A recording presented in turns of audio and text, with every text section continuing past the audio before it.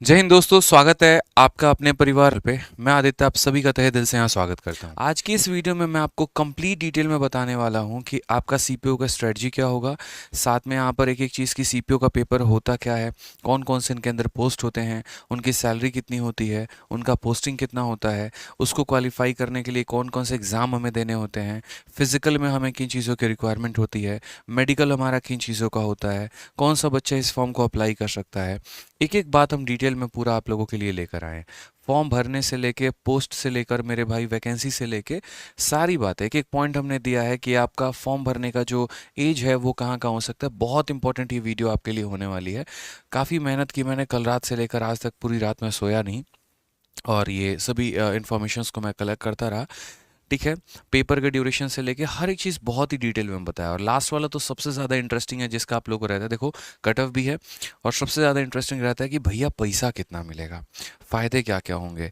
ठीक है, दिल्ली पुलिस में लगे तो रुतबा कितना होगा और बाकी सभी चीज़ें, तो एक एक पॉइंट हमने यहाँ पर जो है वो मेंशन किया हुआ है, लड़कियों के लिए भी लड़कों के लिए भी।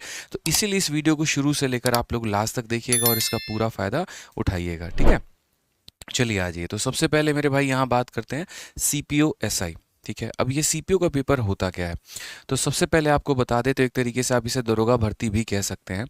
और इसमें जो है कंपटीशन थोड़ा कम है लेकिन सिलेक्शन की संभावना ज़्यादा है। वो भी हम आपको लास्ट में बताएंगे कि रीज़न उसका क्या है और क्या नहीं है। जैसे सीजल में क्या है मेरे भाई, तो सीजल में बहुत ज़्यादा लोग फॉर्म अप्लाई कर रहे होते हैं और वहाँ पर फिजिकल और मेडिकल जैसे कम स्टैंडर्ड होते हैं। फिजिकल तो बिल्कुल भी वहाँ बहुत सारे पोस्ट में नहीं होता। तो इसी वजह से वहाँ पर जो पढ़ाकू लड़के होते हैं, पढ़ाकू जो बच्चे होते हैं यहाँ पर, उनकी सिलेक्शन की संभावना ज़्यादा होती है। यहाँ पर ऐसा है कि अगर आपको थोड़ा कम भी नॉलेज है, ठीक है, और अगर आप फिजिकली फिट हैं और फिजिकल क्लियर कर सकते हैं तो बड़े प्यार से बड़े आराम से आप दरोगा बन सकते हैं। खुद मेरे काफ़ी ऐसे स्टूडेंट हैं जिनका सीजल नहीं हो पाया लेकिन आज वो दिल्ली पुलिस में ऐसा ही बने बैठे हुए हैं। ठीक है, तो ये बहुत एक बड़ा फ़ायदा होता है। इसके बारे में बहुत कम लोग जानते हैं, तो ये आपके लिए जो है बहुत फ़ायदेमंद वीडियो होने वाली है। चलिए एक एक करके मेरे भाई शुरुआत करते हैं। जैसा कि मैंने आपको बताया कि ये दरोगा भर्ती है। अब दरोगा भर्ती है यहाँ पर, तो दरोगा मतलब आप सब इंस्पेक्टर कह सकते हैं। तो ये किन किन डिपार्टमेंट्स में होता है और इनके क्या बेनिफिट्स होते हैं। ठीक है, तो सबसे पहले देखो, एक दिल्ली पुलिस एसआई वो अलग है। जैसे आप बिहार एसआई देखते हैं, हरियाणा एसआई देखते हैं, पंजाब एसआई देखते हैं, तो दिल्ली पुलिस में जो सब इंस्पेक्टर की बहाली है वो सीपीओ के माध्यम से ही होती है। ठीक है, तो एक दिल्ली पुलिस हमारा अलग हो गया और एक सीएपीएफ हमारा अलग हो गया।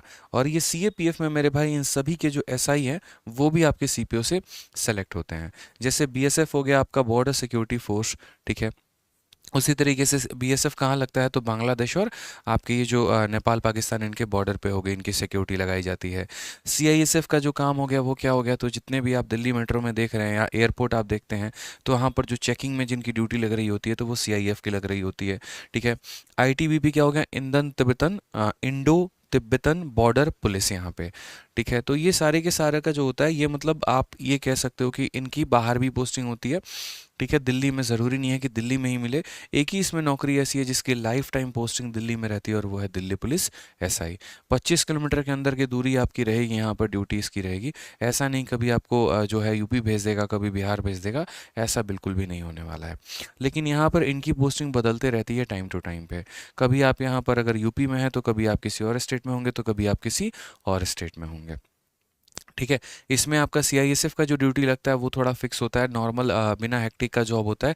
एयरपोर्ट पर इनकी ड्यूटी लगती है, चेकिंग का काम रहता है और एक फिक्स टाइम जॉब होता है, इसमें ज़्यादा हेक्टिक शेड्यूल नहीं रहता है। ठीक है, तो ये भी एक अच्छा पोस्ट है इसमें। ये तो इसको अप्लाई कौन कर सकता है, क्या मैं अप्लाई कर सकता हूँ, क्या आप अप्लाई कर सकते हैं, क्या एक 12th में बच्चा बैठा वो अप्लाई कर सकता है, तो ऐसा नहीं है मेरे भाई। इसको वहीं अप्लाई कर सकता है जिसने ग्रेजुएशन एक रिकॉग्नाइज्ड यूनिवर्सिटी से किया हो। अगर जिसने ग्रेजुएशन नहीं किया है तो वो इसको अप्लाई नहीं कर पाएगा। जैसे सीएचएसएल 12वीं के लेवल पे दे सकते हैं, सीजल ग्रेजुएशन के लेवल पे आप दे सकते हैं, उसी तरीके से सीपीओ जो है, अगर आप ग्रेजुएट हैं तभी आप इस पेपर को दे पाएंगे। ठीक है, और इसके लिए आपका जो एज भी है वो भी फिक्स किया गया है। आपका एज 20 से 25 साल होना चाहिए और इस तिथि के बाद का आपका जन्म नहीं होना चाहिए। जो मैक्सिमम डेट है वो आपका है 1 अगस्त 2003। अगर इसके बाद आपका जन्म है मेरे भाई तो आप कंसिडर नहीं किए जाएंगे। तो ये आपका एज होना चाहिए कि 2/8/1998 और 1/8/2023, जो भी आपका एज है वो यहाँ पर इस ड्यूरेशन के बीच का मेरे भाई होना चाहिए। ठीक। अब जैसे कि आपको पता है कि रिजर्वेशन भी मिलता है, तो यहाँ एज का रिजर्वेशन होता है और उसमें कुछ रिलैक्सेशन आपको मिलते हैं। जैसे SC ST वालों को 5 सालों का रिलैक्सेशन मिलता है, OBC को 3 साल का रिलैक्सेशन मिलता है और एक्स सर्विसमैन को यहाँ पर जो है 3 साल का रिलैक्सेशन मिलता है। और भी काफ़ी सारे थे, लेकिन मेजरली इन 3 चीज़ों के बारे में बात होती है, इसलिए मैंने इन 3 के बारे में आपको बताया है। ठीक है, नेक्स्ट हम बात करते हैं मेरे भाई, तो एसेंशियल क्वालिफिकेशन। जैसा कि मैंने आपको कहा कि आप ग्रेजुएट होने चाहिए किसी भी रिकॉग्नाइज्ड यूनिवर्सिटी से। आपने चाहे BA किया हो, BSc किया हो, BTech किया हो, उससे कोई फ़र्क नहीं पड़ता, लेकिन वो जो यूनिवर्सिटी है उसके मान्यता प्राप्त यूनिवर्सिटी हो, ऐसे लोकल किसी भी इंस्टीट्यूट से आपने नहीं किया हो। बहुत लोग क्या करते हैं, BTech को लर्निंग से मतलब डिस्टेंस से कर लेते हैं, तो कई जगह पर उसकी मान्यता नहीं मानी जाती है, तो इस बात का थोड़ा ध्यान रखिएगा। सीजीएल में डॉक्यूमेंट वेरिफिकेशन वो बाहर कर दिए जाते हैं, तो ये बात का आपको ध्यान रखना है। उसके अलावा बहुत लोग ऐसे भी होते हैं, सर हम 3rd ईयर में हैं, हमारा एग्ज़ाम भी हो गया, रिजल्ट नहीं आया, तो क्या हम फॉर्म भर सकते हैं? तो मेरे भाई 15 अगस्त 2023 तक, असल में क्या होता है, फॉर्म भरने के जो हमारा लास्ट डेट होता है ना, तो वो लास्ट डेट तक, यानी 15 अगस्त 2023 फॉर्म भरने का हमेशा जो लास्ट डेट होता है, उस लास्ट डेट तक जो है आपके पास आपका रिजल्ट का सर्टिफिकेट आ जाना चाहिए। अगर इस डेट तक नहीं आया है तो उसके बाद आप इसके लिए मान्य नहीं होंगे। आप पेपर निकाल भी लेंगे, लेकिन डॉक्यूमेंट वेरिफिकेशन में आपको बाहर कर दिया जाएगा। तो इस बात का आपको ध्यान रखना है। हर एक छोटी से छोटी जानकारी हम आपको इस वीडियो में बताते चलेंगे, इसलिए वीडियो को लाइक करते रहिए दोस्तों। ठीक है, हर एक पॉइंट की मैंने सोची यहाँ पर कि बच्चे को किस पॉइंट पे कन्फ्यूजन हो सकता है, कौन सा पॉइंट उसका अधूरा रह सकता है। इसके अलावा भी अगर आपका कोई डिटेल रहेगा बाकी, तो आप कमेंट बॉक्स में बता देना, मैं उसका आंसर दे दूंगा आप लोगों को। ठीक है, चलिए आ जाइए। तो जैसा कि एजुकेशनल क्वालिफिकेशन के बारे में बताया, अब एजुकेशनल क्वालिफिकेशन में आपने ये तो देख लिया कि ग्रेजुएट होना ज़रूरी है, लेकिन कुछ छोटी छोटी चीज़ें होती हैं जो बच्चे मिस आउट कर लेते हैं, वो आपको मिस नहीं करना है। जैसे अगर आपको दिल्ली पुलिस में सिलेक्शन चाहिए, तो दिल्ली पुलिस में सिलेक्शन के लिए मेरे भाई आपके पास ड्राइविंग लाइसेंस होना बहुत ज़रूरी है। बाद में कई लोगों के पास ये नहीं होता है, जुगाड़ करके अप्लाई कर रहे होते हैं, और एक आधा बच्चों का अप्लाई नहीं हो पाता है, जिसके चलते उनको ये नौकरी हाथ से निकल जाती है। तो सिर्फ दिल्ली पुलिस वाले पेपर के लिए आपके पास क्या बोला गया है कि एक वैलिड ड्राइविंग लाइसेंस होना चाहिए, LMV, लाइट मोटर व्हीकल। ठीक है, समझ में आ गया बात यहाँ पे, मतलब ट्रक व्रक का नहीं चाहिए भैया, नॉर्मल मोटरसाइकिल और कार का चाहिए, 2 व्हीलर एंड 4 व्हीलर। ठीक है, और ये सिर्फ दिल्ली पुलिस के लिए, बाकी किसी और के लिए नहीं। नेक्स्ट हम बात करते हैं, तो ये पेपर का जो एग्जामिनेशन होता है, तो अब तक आपने क्राइटेरिया जान लिया। अगर इन क्राइटेरिया में आप फिट बैठते हैं, अगर आपका ग्रेजुएशन हो गया है, आपका एज भी सही है मेरे भाई, 25 से ऊपर की उम्र के आप नहीं हैं, ठीक है, आपके पास ड्राइविंग लाइसेंस भी है और सब कुछ है, तो उसके बाद अब आ जाइए स्कीम ऑफ एग्जामिनेशन पे चलते हैं कि कितने चरण में आपका पेपर होता है, और जो भी पेपर होता है मेरे भाई, ठीक है, वो कितने नंबर का होता है, कौन कौन से सब्जेक्ट पूछे जाते हैं और उनकी कट ऑफ क्या होती है। तो सबसे पहला हम बात करते हैं पेपर 1 के बारे में, जिसको हम लोग कहते हैं प्रीलिम्स। तो आपका पेपर 1 होता है मेरे भाई टोटल 200 क्वेश्चन, 200 नंबर का, वो भी हम आपको डिटेल में बताएंगे। जो बच्चा पेपर 1 को क्वालिफाई कर लेता है, जो उसका कट ऑफ को क्लियर कर लेता है, तो उसके बाद उन लोगों का होता है मेरे भाई फिजिकल, जिसको हम PET बोलते हैं, फिजिकल एंड्योरेंस टेस्ट। ठीक है, या फिर हम उसे PST भी कहते हैं। अब जो बच्चा फिजिकल मेरे भाई निकाल लेता है, तो उसके बाद आ जाता है आपका पेपर 2 मेंस। यहीं पर सबसे बड़ा गेम चेंजर है। मैं आपको बताता हूँ ये सबसे बड़ा गेम चेंजर क्या है। अक्सर SSC सीजीएल की जितने लोग तैयारी कर रहे होते हैं, उनका बाकी सब्जेक्ट बहुत बढ़िया होता है, मैथ्स के साथ साथ सभी सब्जेक्ट भी, ठीक है, उनकी ज़बरदस्त लेवल की तैयारी होती है, तो उनको सीजीएल में बहुत अच्छा स्कोर आया होता है। वो सारे के सारे लोग लगभग यहाँ पेपर देने बैठते हैं। अगर हम बात करते हैं तो सीजीएल में जो क्राउड है वो 20-25 लाख की क्राउड है, और सीपीओ में जो क्राउड है मेरे भाई 5 से 6 लाख की क्राउड है। तो लगभग सभी लोग फॉर्म भरते ज़रूर है यहाँ पे, जो अच्छे क्रीम क्राउड होता है, ठीक है, वो फॉर्म भरते हैं सीपीओ का, उनका बहुत अच्छा स्कोर भी आ रहा होता है यहाँ पे, पेपर में ज़बरदस्त स्कोर मारते हैं, 160, 170, 180 के करीब में भी उनका स्कोर जाता है। लेकिन वो यहाँ पर जाके फुस हो जाते हैं, यहाँ पर उनकी कहानी ख़त्म हो जाती है। क्यों? क्योंकि अक्सर ऐसा होता है कि जब सीपीओ का मेंस आता है तभी सीजीएल का भी रहता, सीपीओ का फिजिकल आता है तभी आपका सीजीएल का जो है वो मेंस आ रहा होता है। तो अब आपके पास एक ही ऑप्शन बच रहे होते हैं, या तो आप इसकी तैयारी कर लो, या फिर आप अपनी सीजीएल की तैयारी कर लो। तो आधा क्राउड यहाँ से सीजीएल की तरफ कट जाता है, ठीक है, और कुछ क्राउड जो रहता है वो यहाँ पर फिजिकल की तैयारी कर रहा होता है, क्योंकि इसमें इतनी मेहनत लगती है, घुटना तोड़ने के बराबर होता है। दिन रात आप भाग रहे हैं, 1600 मीटर रेस की तैयारी कर रहे हैं, थकान से आप लबालब हैं, भरे हुए हैं यहाँ पे। तो आप किसी एक एग्जाम को ही टारगेट कर पाते हैं, या तो इसको कर पाते हैं, नहीं तो आप सीजीएल को कर पाते हैं। तो जिन लोगों को इनकम टैक्स इंस्पेक्टर या एमई है, बाकी चीज़ें जाना होता है, तो फिर इस पार्ट को छोड़ के वो आपको मूव कर जाते हैं सीजीएल में। और इसमें सिर्फ वही बच्चा क्वालिफाई कर पाता है जो पढ़ने में थोड़ा बहुत नॉर्मल है, एवरेज है, बढ़िया है, लेकिन उसकी फिजिकल एक्टिविटी बाकी लोगों की तुलना में ज़्यादा बेहतर है। ठीक है, तो अगर आप फिजिकली फिट हैं, बहुत बढ़िया है मेरे भाई, भाग सकते हैं, शॉर्ट पुट कर फेंक सकते हैं, गोला जो हो गया, हाई जंप आप कर सकते हैं, तो यहाँ बाकी लोगों के रेस में निकल जाते हैं। तो जितने पढ़ाकू लोग हैं वो यहाँ पर लगभग यूँ समझ लीजिए कि आउट हो जाते हैं, जो टॉप स्कोरर्स होते हैं। ठीक है, उनसे फिजिकल की तैयारी इतनी हो नहीं पाती है, कुछ एक आधा एक्सेप्शन रहते हैं, वो कर सकते हैं। ठीक। अब फिजिकल के बाद मेरे भाई आ जाता है नेक्स्ट आपका पेपर 2 मेंस। ये आपका सिर्फ और सिर्फ इंग्लिश का पेपर होता है, इसके बारे में भी हम डिटेल में बताएंगे। और उसके बाद आपका मेरिट बनता है, मेरिट आपका बनता है पेपर 1 पे और पेपर 2 पे। ठीक है, आपका मेडिकल के नाम पर कोई मेरिट नहीं बनता, आपका फिजिकल का कोई मेरिट नहीं बनता, ये सिर्फ क्वालिफाइंग होते हैं, इनको क्वालिफाई करना होता है। ठीक है, और इन दोनों के आधार पर मेरिट बनता है और उसके बाद आपके अलग अलग डिपार्टमेंट में मेरे भाई पोस्टिंग होती है। इस वाले पॉइंट में ज़्यादा फायदा उन बच्चों को मिल पाता है जिन्होंने थोड़ी सी अच्छी तैयारी कर रखी है और फिजिकली फिट है, इसीलिए सीपीओ को एक गेम चेंजर भी माना जाता है, एक हिडन है। मतलब जैसे सिलेक्शन पोस्ट आपका हो गया, सीपीओ हो गया, इनमें क्या होता है कि थोड़ा कंपटीशन कम है लेकिन सिलेक्शन की संभावना ज़्यादा है। लड़कियों के लिए भी ये सबसे बड़ी बात हो जाती है। ठीक है, तो कई लोग जो सीजल के मारे हुए होते हैं, दुखी होते हैं, वहाँ पर वो सीपीओ में ट्राई करें, क्या पता आपकी किस्मत यहाँ चमक सकती है। ठीक है, तो सबसे पहले पेपर 1 की बात करते हैं। तो पेपर 1 में मेरे भाई जिस तरीके से आपका सीजीएल, सीएचएसएल, एमटीएस में 4 सब्जेक्ट होते हैं, तो यहाँ पर भी वही 4 सब्जेक्ट होता है।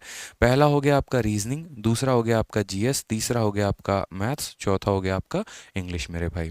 इनमें जो सवाल पूछे जाते हैं वो डबल होता है, जैसे सीजीएल में, सीएचएसएल में, एमटीएस में 25-25-25 सवाल पूछे जाते हैं, इसमें आपका 50-50-50-50 सवाल पूछा जाता है।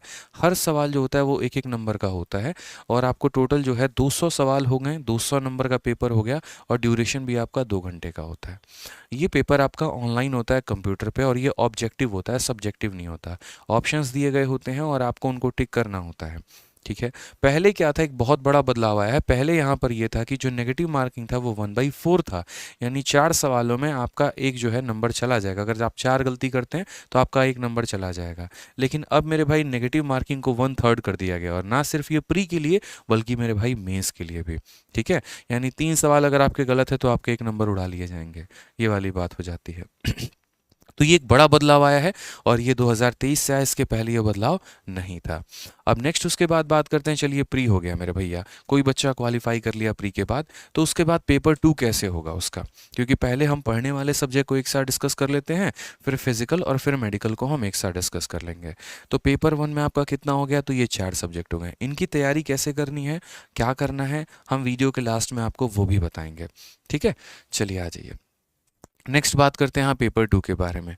पेपर 2 में सीजीएल में क्या होता है कि अब चारों सब्जेक्ट आपका पूछा जा रहा है, लगभग सीएचएसएल में भी आपका चारों सब्जेक्ट पूछा जा रहा है। यहाँ पर थोड़ा कैओस था लेकर मेंस को लेकर कि शायद इस बार सीपीओ का पैटर्न बदलेगा, क्योंकि सीजीएल बदल चुका, सीएचएसएल बदल चुका, लेकिन 2023 में सीपीओ के पैटर्न में अभी बदलाव नहीं किया गया है, पहले की तरह ही है। इसमें इंग्लिश आपका पूछा जाता है कितना, तो 200 सवाल होते हैं और कितने नंबर के होते हैं मेरे भाई, तो 200 नंबर का होता है। और टाइम ड्यूरेशन कितना मिलता है, तो 2 घंटे मिलते हैं। यानी मेंस में सिर्फ और सिर्फ आपका इंग्लिश आता है। पिछली बार का लेवल थोड़ा इंग्लिश का बढ़िया था, कॉम्प्रिहेंशन और बाकी चीज़ों को लेके। बाकी ऐसे नॉर्मली जो सीपीओ का लेवल रहता है इंग्लिश का, वो काफ़ी नॉर्मल रहता है, बेसिक्स रहते हैं। मतलब अगर आपने ढंग से तैयारी अच्छे से कर रखी है तो आपका बढ़िया स्कोर इसमें हो सकता है। ठीक है, तो जैसे आपका पेपर 1 हो गया, पेपर 1 को आपने दे दिया, आपका एक कट ऑफ बन गया 130, 140, 120 के करीब में, इतने का कट ऑफ जनरली रहता है। तो उस कट ऑफ को क्लियर करने के बाद आपके पास एक कॉल लेटर आता है और वो कॉल लेटर होता है मेरे भाई फिजिकल का। ठीक है, आपको बुलाया जाता है कि फलाने तारीख को आपका फिजिकल है और यहाँ पर आपको इस ग्राउंड में रिपोर्ट करना है। अब जब आप उस ग्राउंड में पहुँचते हैं तो कितने प्रकार के फिजिकल होते हैं, तो मेल का अलग फिजिकल होता है, फीमेल का अलग फिजिकल होता है। अगर हम बात करते हैं तो मेल्स के लिए मेरे भाई यहाँ पर ये कहानी रहती है कि उनका जो हाइट होना चाहिए वो 170 सेंटीमीटर होना चाहिए, इससे नीचे हाइट जो है वो नहीं चलेगा। ठीक है, हाँ कुछ कैंडिडेट है जैसे यहाँ पर गढ़वाल हो गए, जो पहाड़ी एरिया में रहते हैं, जैसे गढ़वाल हो गए, आपको जो नैनीताल उत्तराखंड में ज़्यादा मिलेंगे आपको, हिमाचल प्रदेश के गोरखा हो गए, डोगरा हो गए, मराठा हो गए, कश्मीर वैली वाले हो गए, तो इनके लिए थोड़ा सा हाइट में जो है वो रिलैक्सेशन दिया गया है और वो है आपका 165। आर्मी की भी भर्तियों में ऐसे ही रहता है, जो गुरखा बटालियन है हमारा या और भी हैं, तो इनको थोड़ा सा हाइट में जो है रिलैक्सेशन दिया जाता है। तो नॉर्मल बाकी सभी कैंडिडेट मेरे और आपके लिए 170 है, लेकिन जो इन एरिया से बिलोंग करते हैं तो उनके लिए हाइट 165 सेंटीमीटर चाहिए ही चाहिए। उसके बाद मेल में यहाँ पर ये रहता है कि जैसे अभी हमारा चेस्ट है तो ये हमारा कितना होना चाहिए, तो 80 होना चाहिए। ठीक है, जैसे मैं भी एक्साइज इंस्पेक्टर हूँ और मैं भी अपने फिजिकल में गया था तो यही हाइट की रिक्वायरमेंट भी थी और चेस्ट का भी रिक्वायरमेंट यही था कि जैसे मेरा चेस्ट 85 है समथिंग करके था, पता नहीं।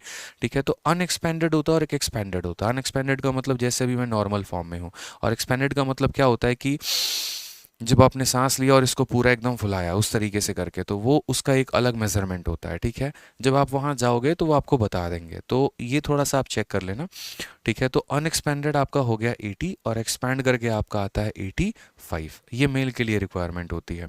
ठीक है, उसके बाद हम बात करते हैं फीमेल के बारे में। तो नॉर्मल फीमेल्स का देखो यहाँ पर ये 2 हमारा हो गया, 1, 2 और 3 हमारा मेल के लिए है, और 4 और 5 और 6 जो हो गया वो हमारा फीमेल के लिए है। तो फीमेल के लिए जो हमारी हाइट चाहिए वो चाहिए हमारी 157। ठीक है, फिर जो इन एरिया से आता है उनका 155 मेरे भाई। ठीक है, और जो एसटी आते हैं उनका कितना हो गया, तो 154 हो गया। मेल में भी अगर आप देखेंगे तो एसटी का 162.5 चाहिए।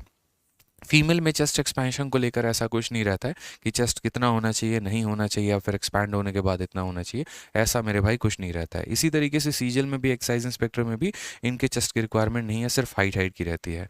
मेल का हमेशा जो है वो बॉर्डर पुलिस में ये सब में रिक्वायरमेंट मांगा जाता है। ठीक है, तो ये तो पहले आपका फिजिकल स्टैंडर्ड हो गया। देखिए मैंने 2 शब्द कहा था, एक पीईटी कहा था और एक पीएसटी कहा था। तो ये पीएसटी है, फिजिकल स्टैंडर्ड टेस्ट। पहले तो आपका ये चेक किया जाएगा। अगर आप इसी में बाहर हो गए तो बोलेंगे भैया राम राम तुम जाओ यहाँ से, कोई दिक्कत की बात नहीं, अगली मुलाकात में करेंगे, थोड़ा चेस्ट वेस्ट बना के आना तो मिलेंगे तुमसे।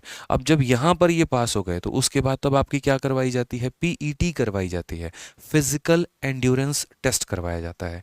अब यहाँ पर भैया आपको अपनी क्षमता दिखानी है। जैसे ये मेल लोगों के लिए क्या है, तो पहले तुमको भगाएगा 100 मीटर, चल भाई भाग यहाँ पे, भाग मिल्खा भाग की तरह पूरा का पूरा, तो 16 सेकंड में आपको ये पार करना है। ठीक है, और 16 सेकंड में अगर आप इसको क्लियर कर लेते हो तो फिर उसके बाद आपका होता है 1600 मीटर का।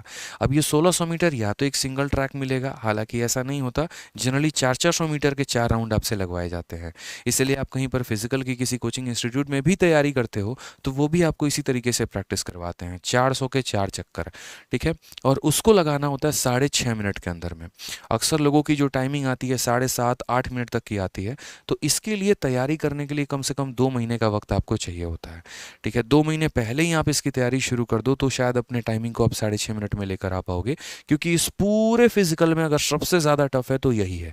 ठीक है, गोला हर कोई फेंक पाता है, हाई जंप हो जाता है, सब कुछ हो जाता है मेरे भाई, ये नहीं हो पाता है। 1.6 किलोमीटर का रेस 6.5 मिनट में नहीं हो पाता है। कई बच्चों की तो मैंने ऐसी भी देखी है जो हमारे इंस्टीट्यूट में थे, 5.5 मिनट की टाइमिंग आ रही थी, लेकिन वहाँ जाने के बाद मेरे भाई हालत ख़राब हो जाती है। ठीक है, तो जिस दिन आपका फिजिकल हो उस दिन बढ़िया से थोड़ा बनाना शेक पी के जाओ, अपने पास ग्लूकोज रखो, रेड बुल की बोतल रखो।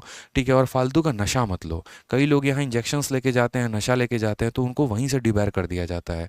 ठीक है, अलग ही तरह का नशा लेंगे, भागने के लिए अपने आप को सुन करके जाएंगे, तो वो सबसे बड़ी गलती होती है। शायद हो सके तो एसएससी आपको हमेशा फ्यूचर के लिए भी डिबार कर सकती है। ठीक है, तो अपने आप को ऐसे फिजिकली प्रिपेयर करो, ना कि नशीले पदार्थ के आधार पर अपने आप को यहाँ प्रिपेयर करो उस दिन के लिए। ठीक है, नेक्स्ट हमारा हो जाता है लॉन्ग जंप, जो कि होता है आपका 3.65 मीटर का, यानी लंबा आपको इतना कूदना है। इसके आगे भी कूदोगे तो कोई दिक्कत नहीं, कोई तुमको एक्स्ट्रा मार्क्स नहीं मिलने वाला है, बस ये क्वालिफाइंग है। ठीक है, हाई जंप भी होता है आपका, पोल लगा के इतना मीटर 1.2 मीटर का हाई जंप करना होता है। अब कई लोगों का क्या होता है कि लगता है कि भैया हम इतना लॉन्ग जंप मार लेंगे, हम इतना हाई जंप मार लेंगे, बट ऑनेस्टली बता रहा हूँ मैं, अगर सिर्फ मैं आपको लॉन्ग जंप मारने को बोलूँ आप वो कर सकते हैं, सिर्फ हाई जंप मारने को बोलूँ आप कर सकते हैं। लेकिन आप अपने आप को थोड़ा इस सिचुएशन में रख के इमेजिन करिए कि सुबह 6 बजे आपको सेंटर पे रिपोर्ट करना, और सुबह 6 बजे ही करना होता है। अब 6 बजे में सबसे पहला इवेंट आप क्या भागे, 100 मीटर, उसके बाद आपको क्या भगा दिया गया, 1600 मीटर। ठीक है, और लगातार ये काम कराया जा रहा है 10-10 15 मिनट के अंतराल पे। ये घुटना इतना बैठ जाता है ना, ये एक तरीके से अपने आप को इतना मेरे भाई रोक लेता है कि उसके बाद बहुत लोगों से ये हाई जंप हो ही नहीं पाता। इसीलिए इनके 3-3 अटेम्प्ट दिए जाते हैं कि 3 अटेम्प्ट में आपको ये करना है या 3 अटेम्प्ट में आपको ये करना है। हाई जंप में अगर आपका पोल थोड़ा भी टच हो रहा है तो आपको वहीं से भगा दिया जाएगा। ठीक है, तो थोड़ा सा जो ये स्टैंडर्ड हमेशा बोलते हैं ना, इससे एक ऊपर लेवल की तैयारी करना। 1.2 है तो 1.5 की तैयारी करना, ताकि वहां पर थोड़ा तुम्हारा पैर दब भी जाए तो कोई दिक्कत की बात नहीं आए। और उसके बाद होता है शॉर्ट पुट। इसमें बहुत रेयर केस में ही कोई रहता है, लगभग इतना है जो 16 LBS का है गोला होता है, इसको हर कोई फेंक सकता है, इसमें कोई दिक्कत की बात नहीं, हम नहीं फेंके हैं, ठीक है, हमें पता है यहाँ पे। ठीक। फीमेल का थोड़ा सा यहाँ रिलैक्सेशन मिल जाता है भाई, जहाँ इनको 100 मीटर 16 सेकंड में भागना है तो इनको थोड़ा 18 सेकंड में भागना होता है। यहाँ पर इन्हें 1600 मीटर भागना होता है तो इन्हें 800 मीटर भागना होता है। इनका लॉन्ग जंप 3.65 मीटर का होता है तो इनका 2.7 मीटर का होता है। यहाँ इनका शॉर्ट पुट इनका हाई जंप जो रहता है वो 1.2 मीटर का रहता है तो इनका हाई जंप 0.9 मीटर का रहता है। इन्हें शॉर्ट पुट नहीं फेंकना होता, ठीक है, ध्यान रखेंगे इस बात को लेके। पता चले प्रैक्टिस किए जा रहे हैं यहाँ पे, किसी का सर फोड़ दिए उठा के, तो वो काम नहीं करना है, ठीक है। अब नेक्स्ट आता है, वो आता है इसका मेडिकल टेस्ट मेरे भाई। मेडिकल में थोड़ा सा आपको चंद बातों का ध्यान रखना है। पहली बात, अगर किसी को कलर ब्लाइंडनेस है तो यहाँ भी और सीजल में एक्साइज इंस्पेक्टर में भी आपको दोनों जगह भगा दिया जाएगा, ठीक है। कलर ब्लाइंडनेस वाला आता है, कई लोग रट के चले जाते हैं पूरा का पूरा बुकलेट मेरे भाई, तो ऐसी गलती भी मत करना। बहुत लोग जुगाड़ू होते हैं कि जहाँ पर उनका मेडिकल है उस अस्पताल में कौन सी बुकलेट चल रही है उसको पूरा रट लेंगे, तो ये फेल हो जाता है टेक्निक। ऐसा नहीं करे तो बेहतर है। अगर कलर ब्लाइंडनेस है तो अपने आप की किस्मत कहीं और आजमाएं, ठीक है। ऐसी गलती काम ना करें, नहीं तो पता चले यहाँ से एसएससी में भी डिवेर हो जाएंगे। जो आई विजन होना चाहिए वो 6/6 होना चाहिए। सारी बातें हमने आपको लिखी हुई है यहाँ पे, ठीक है। आई साइड जो होगा वो 6/6 होगा करके, ठीक है। उसके बाद ये नॉकनीज जो है, ये नॉकनीज नहीं होना चाहिए, फ्लैट फुट नहीं होना चाहिए। फ्लैट फुट नॉकनीज क्या होता है? नॉकनीज का मतलब दोनों घुटना सटा हुआ। उससे क्या होता है कि जब आप भागते हो ना तो आप खुद में गिर जाते हो, ठीक है। तो पुलिस की नौकरी हो गई, आर्मी की नौकरी हो गई, उसमें ये नॉकनीज वालों को पहले बाहर कर दिया जाता है, ठीक है। क्योंकि पता चले चोर को पकड़ने गए, खुद ही गिर गए वहीं पे, तो कैसे पकड़ पाएंगे भाई ये। फ्लैट फुट की भी थोड़ी सी वही कहानी है। फ्लैट फुट मतलब एकदम चपटा, गड्ढा ही नहीं है पैर में, एकदम किताब की तरह समतल है आपका पैर, तो वो आपको चलने में ग्रिप नहीं देता है, ठीक है। तो इसीलिए इन चीज़ों को जो है मतलब जिनके साथ भी ये इश्यूज़ होते हैं तो उनको सरकारी नौकरी में नहीं एंट्रेंस दी जाती है, ठीक है। बाकी एक बार डिटेल में आप लोग देख लेंगे, पता कर लेंगे किसी बच्चे को है तो नहीं। अगर आसपास आपके कोई कोचिंग इंस्टीट्यूट है जो फिजिकल की तैयारी कराती है तो वहाँ के किसी अच्छे टीचर से संपर्क करके अपनी सभी स्टैंडर्ड्स को देख लेंगे। पता चले 2 महीना फिजिकल की तैयारी किए और जाके जो है यहाँ पर फ्लैट फुट के चलते आपको बाहर कर दिया गया, तो कोई फ़ायदा मेरे भाई नहीं होता है। एक थोड़ा सा नया यहाँ पर केस बड़ा जाहिर है और वो है हमारा टैटू के बारे में कि टैटू की कहानी क्या है। तो टैटू का पूरा हमने आपको दे रखा है कि टैटू डिपिक्टिंग रिलीजियस सिंबल और figure and the name as followed in Indian army are permitted. पहले टैटू को परमिट नहीं किया जाता था, लेकिन अब आपका टैटू जो है वो मेरे भाई परमिटेड है, ठीक है। और वो भी पर्टिकुलर किसी किसी सेक्शंस को लेके। मेरा मानना तो ये है कि अगर आपकी सरकारी नौकरी जब तक नहीं लगती है तब तक आप अपने बॉडी पे कोई टैटू नहीं करवाएं तो बेहतर है, ठीक है। ज़िंदगी में कुछ हासिल करना सबसे बड़ी बात है और शो ऑफ तो बाद में हम करते रहेंगे यार, ठीक है। तो यहाँ पर अपने आप को जॉन सीना और बाकी चीज़ें मेरे भाई नहीं बननी है, कोई दिक्कत की बात नहीं है। अगर कुछ है तो बड़ा सिंपल सा जो है अपना रखना है ताकि वो परमिट हो पाए, ठीक है ना। चलिए आ जाइए, नेक्स्ट हम बात करते हैं यहाँ पर वैकेंसी को लेकर। ये बड़ा है कि चलो सर देख लिया रिक्वायरमेंट्स क्या क्या हैं, सब बढ़िया है, तैयारी में भी हम जुट गए। कट ऑफ कितनी जाती है, कितने नंबर लाने पे हमारा सिलेक्शन हो जाएगा और कितने महीने पहले अगर हम तैयारी करेंगे तो हम यहाँ पर सब इंस्पेक्टर लग पाएंगे। तो सबसे पहले हम आपको ईयर वाइज बताते हैं। 2019 ज़्यादा इसके पीछे हम नहीं गए, ठीक है। टीसीएस आपका 2018 के बाद आया है तो उसी के बाद से हमने रिपोर्ट उठाया। तो सबसे पहले 2019, 2020 और उसके बाद 21 में वैकेंसी नहीं आई थी। 21 और 22 की मिला के इकट्ठा आपको 4300 वैकेंसी दे दी गई। जनरली सीपीओ में जो आपका वैकेंसी रहता है वो 2-2,500 के करीब में रहता है। 2019 में आपका 2726 था, ये एक बहुत बड़ी वैकेंसी थी। रीज़न मेरे भाई चुनाव था। आपको पता है 2014 में चुनाव हुआ था, 2019 में चुनाव हुआ था, और 2019 में जब मोदी गवर्नमेंट ने चुनाव करवाया था तो दिल्ली में सिक्योरिटी की बहुत ज़्यादा आवश्यकता थी। इसी वजह से इस पर्टिकुलर 2726 में दिल्ली पुलिस की वैकेंसी सबसे ज़्यादा थी। लेकिन थोड़ा ऐसा हुआ कहानी कि इनका ज्वाइनिंग लेटर आते आते चुनाव की सारी प्रक्रिया मेरे भाई खत्म ही हो गई थी। तो चुनाव के चलते ये वैकेंसी बहुत ज़्यादा थी। आपको भी पता है कि चुनाव आता है तो वैकेंसी आती ही आती है। उसके बाद आपका 2020 में अचानक से 1564 के करीब में वैकेंसी आई। 21 में तो वैकेंसी आया ही नहीं और 22 में मिला के टोटल 4300 के करीब में वैकेंसी मेरे भाई दे दी गई, ठीक है। अक्सर थोड़ा सा ट्विस्ट यहाँ रहता है। प्री की जब हम बात करते हैं तो फीमेल कैंडिडेट का जो कट ऑफ होता है वो मेल से ज़्यादा होता है। अगर आप देखेंगे प्री में तो फीमेल का 104 है तो मेल का 101 है। 100 पहले क्या होता था 90 नंबर पे भी कट ऑफ जाती थी। अगर आप 2016 का पेपर देखोगे ना, 2016 में 90 नंबर कट ऑफ गया है, ठीक है, 95 नंबर कट ऑफ गया है, समझिए इस बात को। अब धीरे धीरे कट ऑफ बढ़ना शुरू हो गया। जैसे आप देखेंगे तो यहाँ 104 है, वही 2020 में फीमेल का 118 तो मेल का 114 है, और वहीं 2022 में आप देखेंगे तो 126 से 115 है। ठीक है, तो कट ऑफ को आप देख रहे हैं तो निरंतर आपका कट ऑफ जो है वो बढ़ता ही चला गया है, क्योंकि कंपटीशन आपका डे बाई डे इंक्रीज हो रहा है। तो प्री में क्या होता है, महिलाओं की कट ऑफ ज़्यादा रहती है और मेल का आपका जो कट ऑफ रहता है वो मेरे भाई कम रहता है। ठीक है, ये आपका प्री का पेपर का हो गया। वैसे ही आपका मेंस का भी होता है। मेंस में अगर आप देखेंगे यहाँ पर, तो मेंस में जो मेडिकल के लिए कट ऑफ चाहिए होता है वो 205 नंबर पर इनका कट ऑफ है, इनका 153 पे लगेगा। 279 पे इनका है 250, 288 पे इनका लगा है, तो यहाँ मेल का हो गया मेरे भाई 252, क्योंकि कोशिश होती है यहाँ पर ज़्यादा से ज़्यादा मेल्स को अपने आप को मेरे भाई जो है वो भर्ती में रखने की। ठीक है, अब उसके बाद होता है कि चलो हमने आपने यहाँ पर जो है मेडिकल के लिए मेंस भी क्वालिफाई कर लिया। देखो, प्री क्वालिफाई करते हो तो फिजिकल के लिए क्लियर करते हो, फिर फिजिकल हो जाता है तो मेंस देते हो, और फिर मेंस हो जाता है तो तुम्हारा मेडिकल होता है। अब जब मेडिकल हो जाएगा, एकदम फिट फाट होकर अपने घर पे बैठे हो, डॉक्यूमेंट वेरिफिकेशन करा के बैठे हो, तो तुम्हारी मेरिट बनती है, और मेरिट बनती है पेपर 1 और पेपर 2 के आधार पर।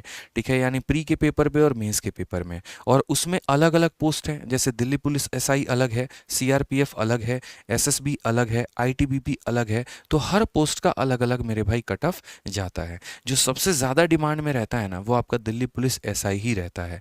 ठीक है, तो आपके लिए मैंने यहाँ पर लिख दिया। जैसे सबसे पहले 2019 में अगर हम बात करें, अब फाइनल में आते आते कहानी पलट जाती है, तख्ता पलट जाता है। जहाँ पर यहाँ फीमेल का कट ऑफ बहुत ज़्यादा जा रहा था मेल से, तो फाइनल तक आते आते मेल का कट ऑफ जो होता है वो ज़्यादा हो जाता है। तो आप यहाँ देखेंगे तो जैसे मेल का दिल्ली पुलिस SI में कट ऑफ 323 था, तो फीमेल का 302 था। CRPF SI में इनका 261 था, तो इनका 268 था। वहीं अगर आप 2020 की बात करते हैं तो ये 334 तो 311, 284 तो 300 मेरे भाई। दिल्ली पुलिस में हमेशा मेल का ज़्यादा जाता है। बोलोगे सर आपने यहाँ क्यों नहीं कुछ लिखा है? इसीलिए क्योंकि अभी इनका मेंस का पेपर हुआ है, लेकिन अभी इनका मेरिट नहीं बना है। 2022 का भी फाइनल रिजल्ट नहीं आया है, इसीलिए यहाँ पर पूरा का पूरा कॉलम जो है वो आपका खाली है। ठीक है, अब आपने मान लीजिए कट ऑफ आपका हो गया, आप दिल्ली पुलिस में सिलेक्शन ले लिए, तो भाई कोई भी चीज़ मैं हमेशा कहता हूँ कि भाई कुछ चीज़ें तो हमें मोटिवेट करें जिससे हम लाइफ में आगे बढ़ें। ठीक है, वो मोटिवेशन हमारा क्या है, क्यों हम दिल्ली पुलिस की ही नौकरी करें, क्या फ़ायदे हैं। ठीक है, ये अक्सर मन में आप लोगों का रहता है कि सर एक्स्ट्रा बेनिफिट्स क्या मिलते हैं, CPO में सभी पोस्ट में क्या क्या फ़ायदे हैं, पैसा कितना मिलता है, सैलरी कितनी मिलती है, गाड़ी वाड़ी मिलता है कि नहीं मिलता है, बंगला मिलता है कि नहीं मिलता है, सारी बातें एक एक करके। सबसे पहला पॉइंट पढ़िए आपको 4200 ग्रेड पे सीजल में आपका जो है सबसे पहला ग्रेड पे 4800 है, जो AA का पोस्ट है। इनकम टैक्स और बाकी चीज़ें 4600 ग्रेड पे है 7th पे कमीशन के बाद। और उसके बाद आपका जो CPO है वो 4200 ग्रेड पे की नौकरी है, जहाँ पर आपकी सैलरी जो है 40,000 से लेकर 70,000 के बीच में मेरे भाई होती है। वो भी डिपेंड करता है कि कौन सा शहर है, कैसा है, और आपका कहाँ पोस्टिंग आपको दिया गया है। ठीक है, उसके बाद आपको डियरेंस अलाउंस मिलता है। डियरेंस अलाउंस का मतलब क्या होता है, महंगाई भत्ता, कि अगर महंगाई बढ़ेगी तो आपकी तनख्वाह भी बढ़ेगी। ऐसा नहीं है कि चीनी बहुत महंगा हो गया, पेट्रोल बहुत महंगा हो गया और सरकार आपको उतना ही सैलरी दे रही है, ये ऐसा नहीं होता मेरे भाई। सरकारी नौकरी में प्रमोशन जो होता है वो इन्हीं चीज़ों को लेकर होता है, मतलब ये सैलरी का प्रमोशन है और पोस्ट का प्रमोशन जो होता है वो अलग होता है। तो अगर महंगाई बढ़ती है तो उसका डियरेंस अलाउंस आपको मिलता है, जिसको हम महंगाई भत्ता बोलते हैं। नेक्स्ट होता है मेरे भाई HRA, हाउस रेंट अलाउंस। ठीक है, हाउस रेंट अलाउंस, अब ये भी अलग अलग होता है, डिपेंड करता है किस तरह की सिटी है, X city, Y city, Z city. जैसे मान लीजिए कि नॉर्मल एक बिहार का छोटा सा डिस्ट्रिक्ट है या कोई छोटा सा एरिया है जहाँ पर आपकी पोस्टिंग है, तो आपको उसको X में माना जाएगा और उसका जो रहता है वो 8% के करीब में रहता है, सॉरी Z में। लेकिन अगर आप मान लीजिए कि वहीं थोड़े मेट्रोपॉलिटन सिटी में है तो आपका जो हाउस रेंट अलाउंस है वो ज़्यादा मिलेगा, क्योंकि आपको भी पता है कि जो मेट्रो वाले सिटीज़ होते हैं तो वहाँ पर किराया ज़्यादा होता है। ठीक है, अब वहाँ पर कोई भाई अपने आप को कैसे सर्वाइव करे, तो उसके लिए सरकार खुद बोलती है कि शहर महंगा है तो तुम्हें किराया भी हम ज़्यादा देंगे बाकी लोगों की तुलना में। ठीक है, उसके बाद CPO में ट्रांसपोर्टेशन का भी अलाउंस आपको मिलता है। अगर आप कहीं आते हैं जाते हैं तो पेट्रोल वेट्रोल का जो पैसा है वो भी आपको सरकार देती है। ठीक है, नेक्स्ट बात करते हैं तो एजुकेशन अलाउंस भी आपको बच्चों के लिए मिलता है। पढ़ाने लिखाने के लिए बच्चों के लिए भी जो है वो सरकार पूरा अपने तरफ से जिम्मा उठाती है और इसका खर्चा भी वहीं देती है। इसमें बड़ी अच्छी एक बात होती है कि पेंशन बड़ा शानदार है और रिटायरमेंट भी बड़ी अच्छी है, तो आप उसके अकॉर्डिंग अपने लाइफ टाइम को प्लान कर सकते हैं। आप अपने बीमा हो गए और बाकी चीज़ें हो गई सब उस अकॉर्डिंग बनवा सकते हैं। तो पेंशन के समय एक अच्छा खासा अमाउंट जो है वो आपको दिया जाता है। ठीक है, इसमें एक और बात होती है कि आपको पेड लीव मिलता है, जिसको LTC भी कहते हैं। मतलब अगर आप छुट्टी ले रहे हैं तो सरकार उसका उसका भी पैसा देती है। अगर आप कहीं घूमने जाते हैं तो उसका भी आने जाने का पूरा पैसा सरकार बियर अप करती है। ठीक है। बाकी आपको पता ही है कि जितने भी यूनिफॉर्म पोस्ट वाले होते हैं तो साल में 2 बार आपको जो है उसका पैसा दिया जाता है, एक गर्मी के कपड़े का और एक सर्दी के कपड़े का। गर्मी के कपड़े का कपड़ा और जूता वूता मिला के 10-12 हज़ार के करीब में वो पेमेंट आता है, और उसके बाद ठंडी का मेरे भाई वो अलग पेमेंट आता है। अब चाहे आप उसका ड्रेस बनवाओ ना बनवाओ वो आपकी इच्छा है, लेकिन सरकार इसको 2 बार साल में पैसे ज़रूर देती है। ठीक है। नेक्स्ट बात करते हैं मेरे भाई पावर के बारे में। तो पावर देखिए जनरली इसमें डीपीएसआई के पोस्ट में ही ज़्यादा होता है। बड़ी पावरफुल पोस्ट है, बड़ी ज़बरदस्त पोस्ट है मेरे भाई। ठीक है। इसमें अगर हम बात करें तो सबसे पहला क्या है कि वेरी पावरफुल जॉब। रीज़न हम आपको बताते हैं। आप जो दिल्ली पुलिस आती है वो मेरे भाई सेंटर में आती है। बाकी सभी जो पुलिस हो गया ना वो सरकार सेंटर गवर्नमेंट स्टेट गवर्नमेंट के अधीन आती है। जैसे बिहार पुलिस का जो है वो यहाँ पर बिहार सरकार के अंदर में, हरियाणा पुलिस हरियाणा सरकार के अंदर में है, लेकिन दिल्ली पुलिस भारत सरकार के अंदर में, वो केजरीवाल के अंदर में नहीं है। वो आपको एक तरीके से जो सेंटर में गवर्नमेंट बैठी है, जैसे बीजेपी है, कांग्रेस है, जो भी है, तो उसके अधीन में ये काम कर रही होती है। तो इसका पावर ऑटोमेटिक बढ़ जाता है। कई ऐसे केसेस को सॉल्व करने के लिए अलग अलग स्टेट में भी जाते हैं, तो वहाँ पर अगर एक नॉर्मल थाने का आपका एसआई है और दिल्ली पुलिस का एसआई है तो इसकी वैल्यू थोड़ी ज़्यादा रहती है, क्योंकि सीधा सेंटर के द्वारा भेजा गया होता है। ठीक है। उसके बाद यहाँ पर जब आप जिस पोस्ट पे ज्वाइन होते हैं तो वो आईओ मतलब आप सीधा इन्वेस्टिगेटिंग ऑफिसर आप रह सकते हैं यहाँ पे। मतलब ये थोड़ा अच्छा रहता है कि कोई भी केस आपका होगा तो आप वहीं से इन्वेस्टिगेशन आपकी शुरू हो जाती है। क्योंकि दिल्ली एक बहुत बड़ा शहर है यहाँ पे, तो यहाँ के केसेस भी बहुत बड़े बड़े होते हैं, जैसे साइबर क्राइम हो गया या फिर एक्सटॉर्शंस हो गया, बहुत बड़े बड़े केसेस होते हैं। तो यहाँ पर बड़ा से बड़ा केस भी आपको मिलता है, तो उससे आपका नॉलेज जो होता है वो काफ़ी ज़्यादा बढ़ता है। कई ऐसे केसेस को सॉल्व करने के लिए आपको फॉरेन तक भी जाना होता है, और वो सारा जो है वो सरकार देख रेख कर रही होती है। दिल्ली पुलिस की एक और अच्छी बात हो जाती है कि वो बाकी स्टेट गवर्नमेंट के साथ बड़ा अच्छा कोलैबोरेशन में करके रखती है। और सबसे अच्छी बात एक और होती है यहाँ पर कि इनका कोलैबोरेशन आपका एनआईए के साथ, नेशनल इन्वेस्टिगेशन एजेंसी आईबी के साथ और बाकी सभी के साथ जो है वो रहता है कि इनके टच में ये रहते हैं, तो इनसे इन्फॉर्मेशंस और लीड इनको मिलते रहते हैं। लेकिन बाकी स्टेट की पुलिस थोड़ा यहाँ पर पीछे हो जाती है, वो अपने थाने के बाहर बहुत ज़्यादा काम नहीं कर पाती है। लेकिन यहाँ पर आपको बहुत पर्क्स मिल रहे होते हैं। ठीक है। कई लोग यहाँ से मतलब अच्छा काम करोगे तो आगे चल के रॉ में जाने की भी संभावना होती है। रॉ क्योंकि एक ऐसी एजेंसी है जो हर जगह से लोग वहाँ उठाए जाते हैं, कभी आर्मी से भी हो गया, पुलिस से भी हो गया और अलग अलग सेक्टर से भी हो गया। ठीक है। इनका संबंध बड़ा अच्छा बनता है, जैसे आपका नेता हो गया, मंत्री हो गया, फिल्म स्टार हो गया, तो मेरे भाई यहाँ पर आपके रिलेशंस बड़े अच्छे बन जाते हैं। ठीक है। अगर आप दिल्ली पुलिस में हैं तो बड़े से बड़े मंत्री, क्योंकि आप देखते हैं सांसद भी यहीं है, राष्ट्रपति भवन भी यहीं है, तो अगर आपके राष्ट्रपति भवन में ड्यूटी लगाया जाए या सांसद में लगाया जाए और भी जगह लगाया जाए तो संबंध बड़े गहरे बनते हैं मेरे भाई। ठीक है। ये आगे चल के आपको फ्यूचर में काफ़ी ज़्यादा मदद करते हैं। लेकिन वही बात है, जहाँ पैसा ज़्यादा है, जहाँ रुतबा ज़्यादा है, तो वहाँ काम भी ज़्यादा है। और काम ऐसा है कि कई कई बार तो ऐसा होगा कि आपको 2-2 रात तक लगातार ड्यूटी लगा दी गई है। पता चला कहीं पर मर्डर हुआ, आप उसकी इन्वेस्टिगेशन कर रहे हो, तब तक दूसरे जगह पे चोरी हो गई, आप वहाँ जा रहे हो। ठीक है। तो ये मेरे भाई थोड़ा वर्कलोड ज़्यादा रहता है, आने जाने का कोई फिक्स शेड्यूल नहीं होता। जब ऊपर से फ़ोन आ गया, प्रेशर आ गया, तब आपको थाना तुरंत ही भागना होगा, वो वाली बात हो जाती है। इसका जो सबसे बड़ा फ़ायदा है वो ये है कि इसकी पोस्टिंग लाइफ टाइम आपको दिल्ली मिलती है और आपको दिल्ली से बाहर जाने की आवश्यकता नहीं है। ठीक है। आपको ये नहीं कि यूपी भेज दिया जाएगा, बिहार भेज दिया जाएगा, जाओ 1 महीना गुजार के आओ, वहाँ पे पॉसिबल नहीं है। आपको लाइफ टाइम जो पोस्टिंग मिलेगी वो दिल्ली में मिलेगी। ठीक है। नेक्स्ट जो लास्ट होगा मेरे भाई यहाँ पर वो ये होता है कि आपका, हाँ, प्रमोशन की बात करें तो बड़ा अच्छा प्रमोशन रहता है, टाइमली प्रमोशन होता है, कोई दिक्कत की बात नहीं है। और एक टाइम पर प्रमोशन होते होते एक अच्छे लेवल पे आप पहुंच भी जाते हैं और एक अच्छी ग्रेड पे भी आपकी हो जाती है। ठीक है। तो ये बड़ा शानदार पोस्ट होता है आपका दिल्ली पुलिस का, इसीलिए इसकी कटअप भी बहुत ज़्यादा जाती है। अब आपने कहा कि सर सीपीयू की हमने सारी जानकारी प्राप्त कर ली, लेकिन इसकी तैयारी कैसे करें, किस तरीके से इसके बारे में हम पढ़े और क्या पढ़े। तो सबसे पहले मैं आपको बता देता हूँ, मैंने खुद सीपीयू का पेपर निकाला हुआ है और हमने उसको छोड़ा भी है। ठीक है। हमारा जो सिलेक्शन है वो सीजीएल में एक्साइज इंस्पेक्टर पे हुआ, सीएचएसएल में ऑल इंडिया रैंक 114 भी आया हमारा। आज हमारे काफ़ी बच्चों का सिलेक्शन ऑल ओवर दिल्ली में जो अलग अलग थाने में मौजूद हैं। इनफैक्ट आपके प्रशांत सर खुद दिल्ली पुलिस एसआई में 1 साल की सर्विस कर चुके हैं। ठीक है। और राइट नाउ वो भी अभी लीव लेके पढ़ाते हैं। तो हम बात करें यहाँ पर तो इसको क्रैक करना बड़ा आसान है, चंद सिलेबस का पार्ट है, उसको आप अच्छे तरीके से मेरे भाई कंप्लीट करो, दैट्स इनफ। उसके लिए आपको क्या करना होगा तो देखिए, मैथ्स में मैं आपको सिंपल एक बात बोलूँगा कि मेरा एक बैच है रिकॉर्डेड बैच, आप उसको लीजिए और उसको कंप्लीट करिए। ठीक है। क्योंकि और ये मेरा मैथ्स का रिकॉर्डेड बैच है जो आपको मिलता है आरजी विक्रमजीत एप्लीकेशन पे। इस एप्लीकेशन को डाउनलोड करिएगा और यहाँ से आप इस मैथ्स के रिकॉर्डेड बैच को लेकर अपना पूरा सीपीयू का सिलेबस कंप्लीट कर सकते हैं। Complete arithmetic, complete advance, complete complete DI एक एक बात जो आपके सीपीयू में पूछा गया है विथ टैग डालकर हमने इस बैच में पूरा का पूरा पढ़ाया है। एक एक बातों को बड़े जेन्युइन तरीके से समझाया है। इसमें हमने जितनी आपको शीट दी है आपको उतना लगाना है और इसके अलावा आपको कुछ और करने की आवश्यकता नहीं है मेरे भाई। बस काफ़ी है अपने आप में इतना, इससे बाहर आपको कुछ भी नहीं जाना। जितने कंसेप्ट हमने आपको बताए हैं पूरा फोड़ दीजिएगा। इसकी फ़ीस भी काफ़ी कम है और वैलिडिटी भी आपकी लाइफ टाइम है। फीस 699 रुपये है और वैलिडिटी आपकी लाइफ टाइम है। आप इस बैच को किसी भी भारत के वनडे कॉम्पिटिटिव एग्जाम के लिए लेके मेरे भाई फ़ायदा उठा सकते हैं। ना सिर्फ ये सीपीयू में बल्कि आपको आने वाले हर एग्जाम्स में फ़ायदा पूरा पहुंचाएगा और वैलिडिटी भी इसकी लाइफ टाइम होती है। ठीक है, जिस तरीके से मेरा मैथ्स का रिकॉर्डेड बैच है वैसे ही रीजनिंग को कंप्लीट करने के लिए आप रीजनिंग का रिकॉर्डेड बैच विक्रमजीत सर का ले सकते हैं, जिसमें उन्होंने कंप्लीट रीजनिंग जो है आपको सीपीयू के लिए पढ़ा रखा है। और इंग्लिश में आपको प्रशांत सर का ले सकते हैं। प्रशांत सर का कॉम्प्रिहेंशन भी पूरा का पूरा उसमें अपलोडेड होता है, तो इंग्लिश तो आपके लिए सबसे ज़्यादा मेन हो जाता है।